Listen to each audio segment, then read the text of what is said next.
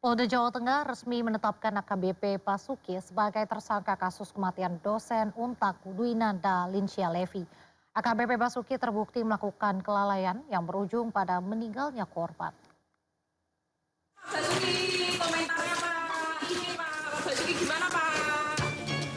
Direktorat Kriminal Umum Polda Jateng menetapkan AKBP Basuki sebagai tersangka dalam kasus kematian dosen Universitas 17 Agustus Dwinanda Lincia Levi. Penetapan tersangka dilakukan oleh penyidik Direktorat Kriminal Umum mengacu adanya unsur kelalaian yang dilakukan AKBP Basuki pada kematian korban di kamar hotel pada bulan November lalu. AKBP Basuki yang kini resmi dipecat atau dijatuhi sanksi pemberhentian tidak dengan hormat dari kepolisian akan kembali dilakukan pemeriksaan oleh Direktorat Kriminal Umum Polda Jateng sebelum adanya putusan banding dari Mabes Polri. 359 ya, kemudian ditambah dengan pasal berapa ya? 306 ya, 306 dan 306 untuk 304 ya, kemudian pasal 359 tidak melakukan pertolongan kepada orang yang sedang membutuhkan pertolongan kesehatan, dan mengabaikan. Selain dijatuhi sanksi PTDH, AKBP Basuki dijerat dengan pasal 359 KUHP tentang kelalaian dan pasal 306 KUHP tentang penelantaran terhadap orang yang dalam penguasaan dengan ancaman hukuman maksimal 6 tahun penjara. Kanan Polres Muratara dan petugas damkar setempat. Sehingga dalam kejadian tersebut tidak ada korban jiwa.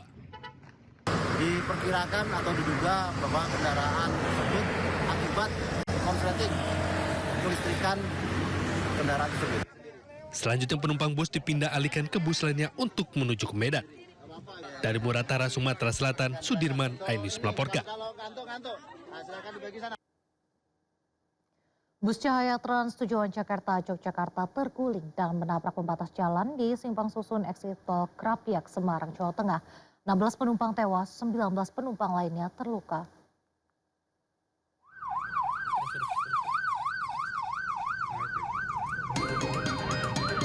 Bus penumpang tujuan Jakarta-Yogyakarta kecelakaan di Simpang Susun, Exit Tol Krapyak, Semarang, Jawa Tengah, Senin dini hari.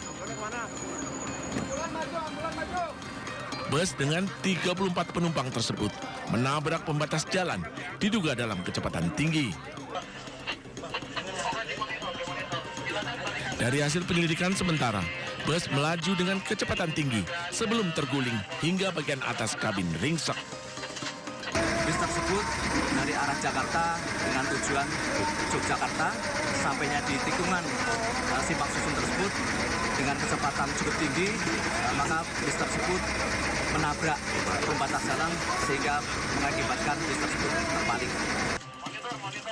Proses evakuasi korban berjalan lebih dari 3 jam akibat banyaknya penumpang yang terjepit. Kini, korban meninggal dibawa ke Rumah Sakit Karyadi Semarang, sementara korban luka dibawa ke 3 rumah sakit lainnya. Dari Semarang, Jawa Tengah, Wisnu Wardana, iNews melaporkan. Hasil pemeriksaan polisi diketahui bus PO Cahaya Trans yang terguling dan menewaskan 16 penumpang ternyata dikemudikan sopir cadangan. Polisi kini masih memeriksa sopir bus tersebut. Kapolda Jawa Tengah, Irjen Pol Ribut Hariwibowo meninjau posko antemortem di RSUP Dr. Karyadi Semarang. Dari hasil pemeriksaan diketahui pengemudi bus PO Cahaya Trans merupakan sopir cadangan. Sopir bus diamankan di Satlantas Polrestabes Semarang. Polisi juga melakukan tes urin terhadap sopir cadangan untuk mengetahui apakah dalam pengaruh narkoba atau zat lainnya. Sebelumnya, bus berpenumpang 34 orang mengalami kecelakaan pada Senin dini hari di Exit Tol Krapyak, Semarang. Ini menjadi keprihatinan kita setelah kita cek, ternyata driver kendaraan bus tersebut adalah driver cadangan. Kemudian kita melakukan olah TKP, kita melakukan penyidikan untuk korban yang luka-luka sepenuhnya nanti ditangani. Kita beralih ke informasi lain pemirsa, memperingati Hari Ibu, puluhan emak-emak di Depok membentangkan batik tulis sepanjang 27 meter. Kegiatan ini juga sebagai bentuk promosi batik dan kebaya kebanggaan tanah air.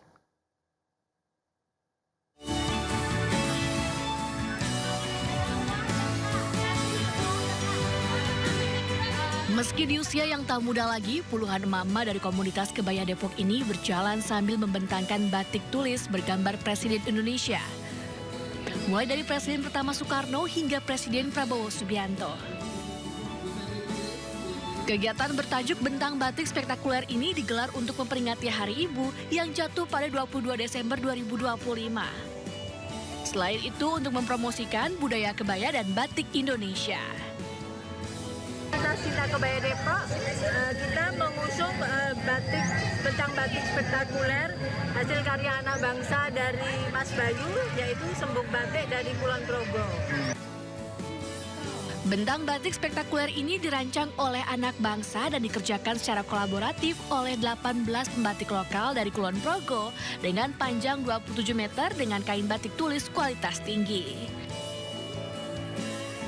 Dari Depok, Jawa Barat, Yung Rizky, iNews melaporkan. Di Hari Ibu, Menteri Keuangan Purbaya Yudisadewa bersama istri Ida Yulidina mengucapkan selamat Hari Ibu. Tak lupa Menteri Keuangan Purbaya melipkan pesan agar para ibu tak khawatir lantaran ekonomi Indonesia akan membaik.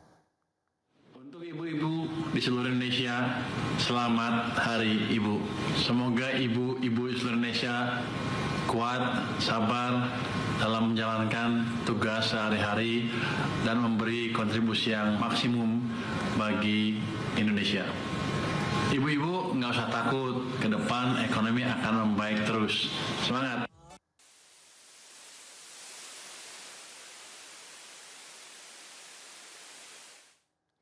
Kecelakaan beruntun melibatkan 6 kendaraan terjadi di jalur Pantura, tepatnya di sebelah timur traffic light Blandong, Comal, Kabupaten Pemalang, Minggu siang. Akibatnya 3 orang terluka, kemacetan panjang sempat terjadi di lokasi.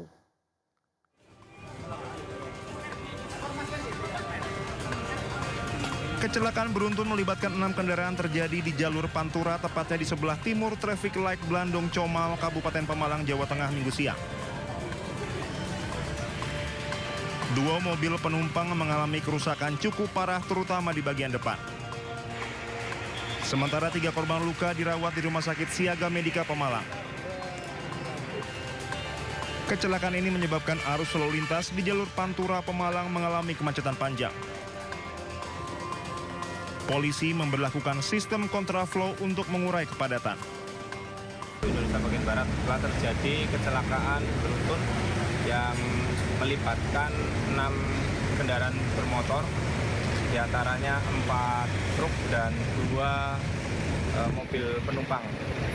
Kecelakaan terjadi di ruas Jalan Pantura, di traffic light Comal Blandong, dan untuk korban 3 orang, sementara masih dirawat di Rumah Sakit Siaga Medika Pemalang. Hingga saat ini polisi masih menyelidiki penyebab kecelakaan. Dari Pemalang, Jawa Tengah, Suryono Soekarno, iNews melaporkan.